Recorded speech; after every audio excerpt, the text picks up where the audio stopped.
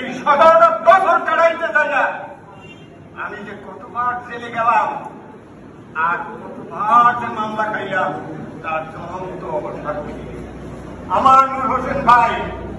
ঘুমিয়ে পড়তাম, বলতেন ঘুমাইয়েন না, নিজের টাকা দিয়ে নিজের সিঙ্গার আনছে। আমি মিথ্যা কথা বলি আপনাদের আইনে খাওয়ার জমা সেই জ্বলন্ত প্রমাণ এখানে আছে। হাসিনা যেদিন বিদায় নিয়ে গেল, রাত্র বহাইলেও পর সকালে দেখি যারা এই দশক খেলায় নেতৃত্ব দিচ্ছে তাদের গায়ে করে বিএনপির কোনো বন্ধ আছে না। বিএনপির কোনো বন্ধ তাদের গায়ে নাই। তাদেরকে নেতৃত্ব দিয়ে দেবেন কে?